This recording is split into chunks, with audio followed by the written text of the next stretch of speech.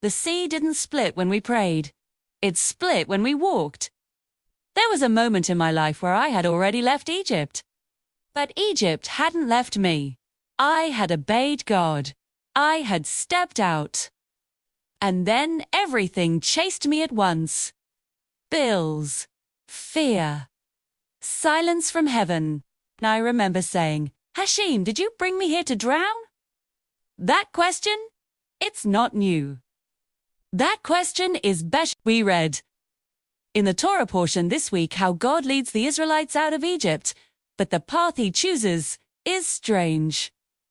Exodus chapter 13 says, God did not lead them by the way of the Philistines, lest the people see war and return to Egypt. God avoids the shortcut. Not because shortcuts are sinful, but because unhealed fear will always send you backward. The commentator Rashi explains this. He says God knew their trauma was too fresh. Chabad teaches that sometimes the longer path is the only merciful one. You see, Kabbalah calls Egypt Mitzrayim, which means a narrow, constricted place. Leaving Egypt is a physical journey. Leaving Mitzrayim, that place of constriction, is spiritual. It's a process. And it takes time. You can be out of the place of bondage, but the bondage can still be inside of you. So God takes them the long way around, not to test them, but to heal them. And then they arrive at the sea. Pharaoh's army is thundering behind them. A wall of water is in front of them, and they are trapped. The people cry out. Moshe prays. It's what we would do, right? But God says something shocking. In Exodus chapter 14, he tells Moshe, "Why do you cry out to me? Tell the children of Israel to go forward." Go forward. Into what? Into the water. It makes no sense. And this is where the Talmud in Tractate Sota gives us this incredible detail. The sea did not split for prayer, split for one man, Nakshan b'nei Minadev. He didn't wait for a sign. He just started walking. He walked into the sea until the water was up to his ankles, then his knees, then his waist. He kept walking until the water reached his neck, his nostrils. And only then, at the very last possible second, did the sea split. Faith isn't just belief. Faith is movement without proof. It's the act of walking into the water before you see the path. It's taking the step when all you see is an obstacle. But there's another layer to this story, a beautiful one, and it comes from the women. In chapter 15, right after the sea splits and they cross safely, the verse says, Miriam the prophetess, Aaron's sister, took a tambourine in her hand. Hooray! And all the women went out after her with tambourines and with dancers. The Midrash asks a brilliant question. Where did they get tambourines in the middle of the desert? They brought them from Egypt. Why? Because while the men were debating survival, the women were preparing for praise. They expected redemption.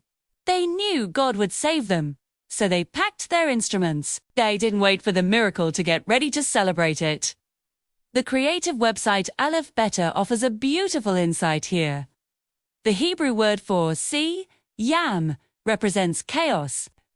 The word for song, shira, represents order.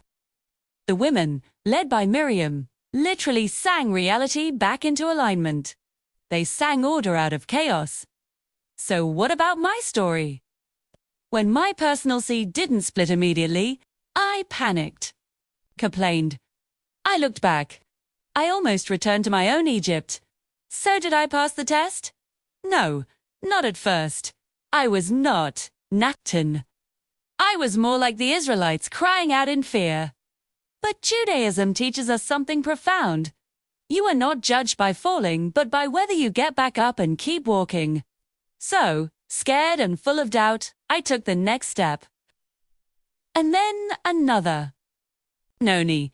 Then, slowly, did the path begin to appear. It wasn't a sudden, dramatic parting of the sea. It was a gradual clearing, one step at a time. And this leads to one final, crucial lesson from the Parsha. Right after this incredible miracle, what happens? Amalek attacks. After the highest high comes the lowest low. Exodus chapter 17 tells us this: nomadic tribe attacks the weakest, the stragglers at the back. The Gemara teaches that Amalek is the physical manifestation of spiritual doubt. They attack when our faith calls, when we forget the miracles we just witnessed. And how do we win? Joshua leads the physical fight, but the victory is secured when Moses' hands are lifted in prayer. And when he gets tired, his community, Aaron and Hur, are there to hold his arms up. Victory requires all three: your hands lifted in prayer, your feet planted in action, and your community supporting you when you're too weak to stand on your own. The sea won't split when you cry. It splits when you walk. If you are standing at a sea right now, whatever it may be, a financial crisis, a health diagnosis, a relationship, ending the message of Beshlach is for you. Take the step, nuts, because you're brave, or because you have all the answers. Take the step because redemption responds to motion. Shabbat.